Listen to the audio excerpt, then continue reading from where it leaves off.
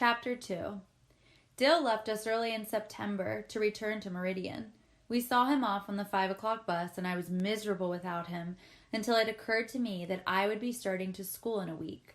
I never looked forward more to anything in my life.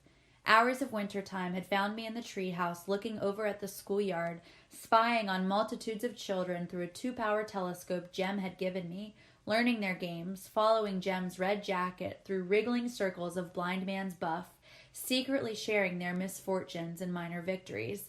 I longed to join them. Jem condescended to take me to school the first day, a job usually done by one's parents, but Atticus had said Jem would be delighted to show me where my room was.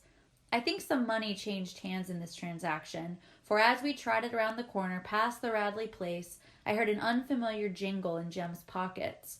When we slowed to a walk at the edge of the schoolyard, Jem was careful to explain that during school hours I was not to bother him. I was not to approach him with requests to enact a chapter of Tarzan and the Ant-Men, to embarrass him with references to his private life, or tag along behind him at recess and noon. I was to stick with the first grade, and he would stick with the 5th. In short, I was to leave him alone. "You mean we can't play anymore?" I asked. "We'll do like we always do at home," he said, "but you'll see. School's different." It certainly was. Before the first morning was over, Miss Caroline Fisher, our teacher, hauled me up to the front of the room and patted the palm of my hand with a ruler, then made me stand in the corner until noon. Miss Caroline was no more than 21. She had bright auburn hair, pink cheeks, and wore crimson fingernail polish. She also wore high-heeled pumps and a red and white striped dress. She looked and smelled like a peppermint drop. She boarded across the street one door down from us in Miss Maudie Atkinson's upstairs front room, and when Miss Maudie introduced us to her, Jem was in a haze for days. Miss Caroline printed her name on the blackboard and said, "This says, I am Miss Caroline Fisher. I am from North Alabama, from Winston County." The class murmured apprehensively, should she prove to harbor her share of the peculiarities indigenous to that region. When Alabama seceded from the Union on January 11, 1861, Winston County seceded from Alabama, and every child in Macomb County knew it. North Alabama was full of liquor interests, big mules, steel companies, Republicans, professors, and other persons of no background. Miss Caroline began the day by reading us a story about cats. The cats had long conversations with one another, and they wore cunning little clothes and lived in a warm house beneath a kitchen stove. By the time Mrs. Cat called the drugstore for an order of chocolate malted mice, the class was wriggling like a bucket full of catawba worms. Miss Caroline seemed unaware that the ragged, denim-shirted, and flour-sack-skirted first grade, most of whom had chopped cotton and fed hogs from the time they were able to walk, were immune to imaginative literature. Miss Caroline came to the end of the story and said, "Oh my, wasn't that nice?" Then she went to the blackboard and printed the alphabet in enormous square capitals, turned to the class and asked, "Does anybody know what these are?" Everybody did.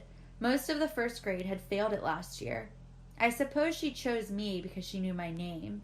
As I read the alphabet, a faint line appeared between her eyebrows, and after making me read most of My First Reader and the stock market quotations from the Mobile Register aloud, she discovered that I was literate, and looked at me with more than faint distaste.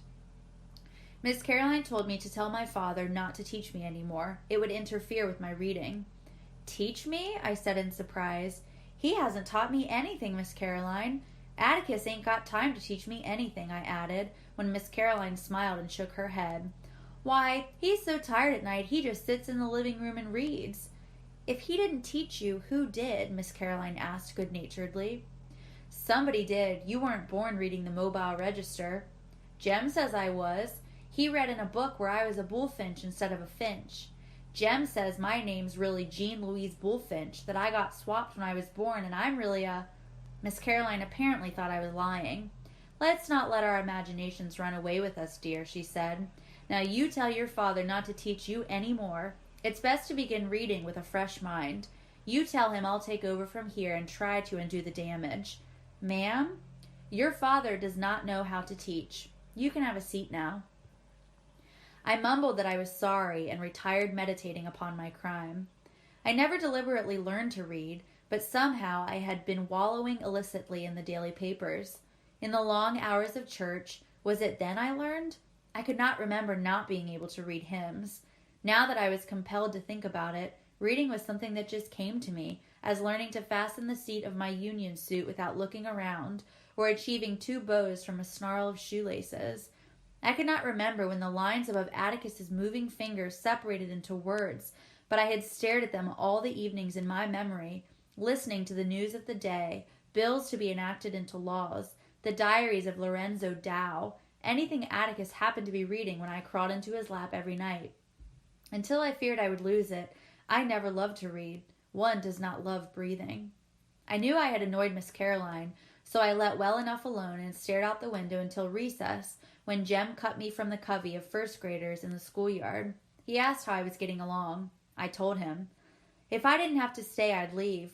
Jem, that damn lady says Atticus has been teaching me to read and for him to stop it. Don't worry, Scout, Jem confronted me. Our teacher says Miss Caroline's introducing a new way of teaching. She learned about it in college.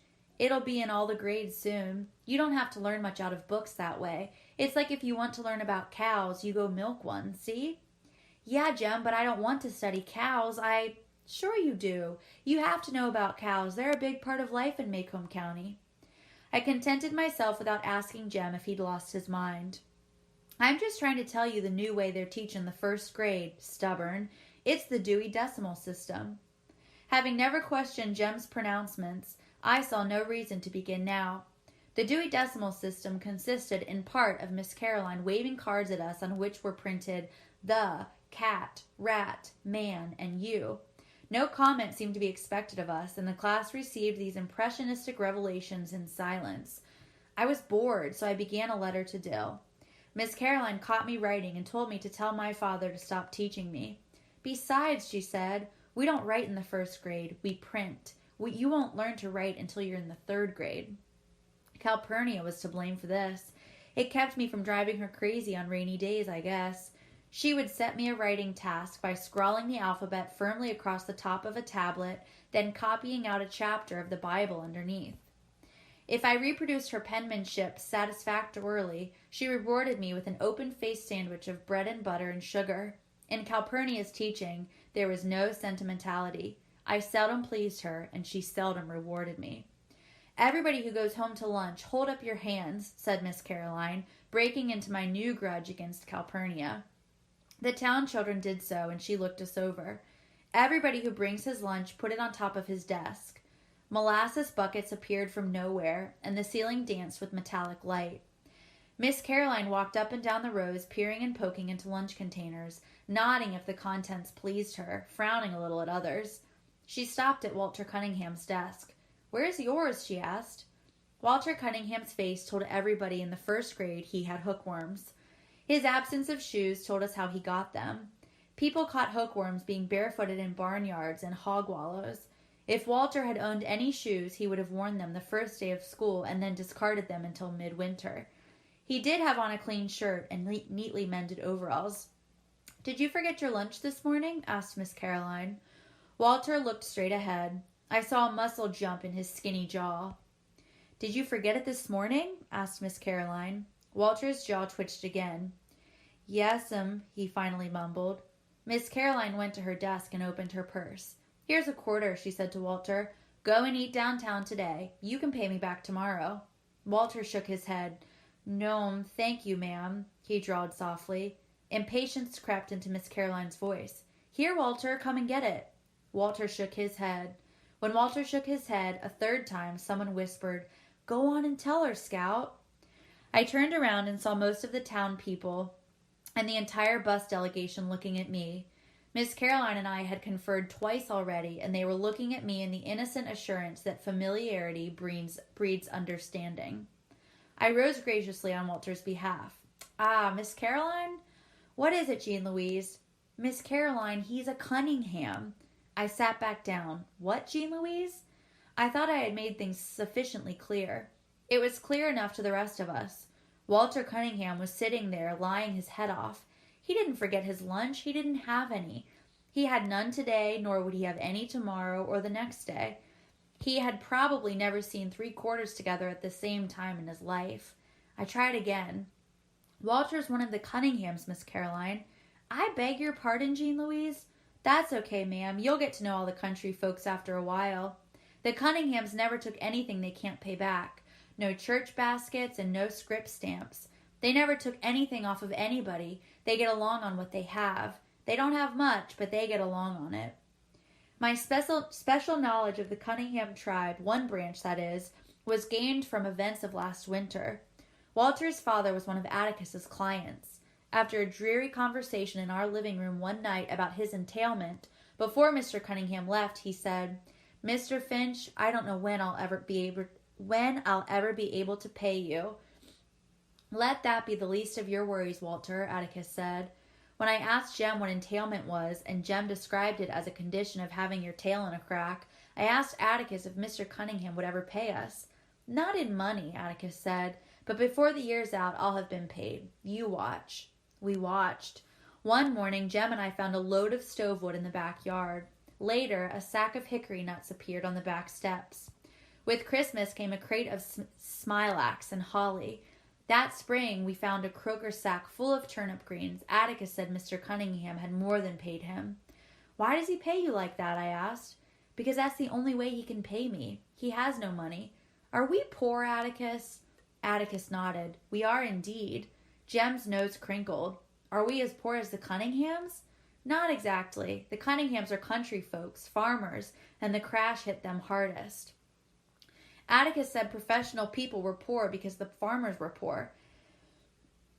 As Macomb County was farm country, nickels and dimes were hard to come by for doctors and dentists and lawyers. Entailment was only a part of Mr. Cunningham's vexations. The acres not entailed were mortgaged to the hilt, and the little cash he made went to interest. He held his mouth right. Mr. Cunningham could get a WPA job, but his land would go to ruin if he left it, and he was willing to go hungry to keep his land and vote as he pleased. Mr. Cunningham, said Atticus, came from a set breed of men. As the Cunninghams had no money to pay a lawyer, they simply paid us with what they had. "Did you know," said Atticus, "that Dr. Reynolds works the same way?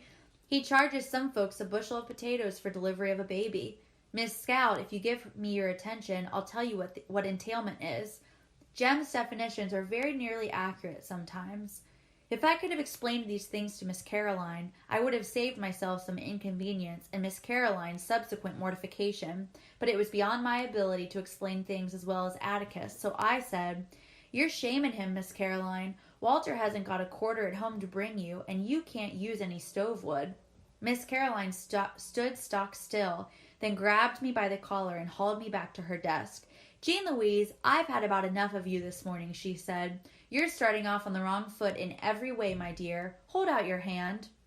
I thought she was going to spit in it, which was the only reason anybody in Macomb held out his hand. It was a time-honored method of sealing oral contracts. Wondering what bargain we had made, I turned to the class for an answer, but the class looked back at me in puzzlement. Miss Caroline picked up her ruler, gave me a half-dozen quick little pats, then told me to stand in the corner. A storm of laughter broke loose when it finally occurred to the class that Miss Caroline had whipped me. When Miss Caroline threatened it with a similar fate, the first grade exploded again, becoming cold sober only when the shadow of Miss Blout fell over them.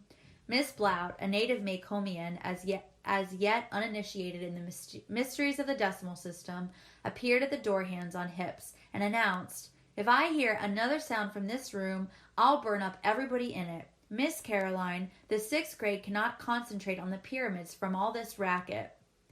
My sojourn in the corner was a short one. Saved by the bell, Miss Caroline watched the class file out for lunch.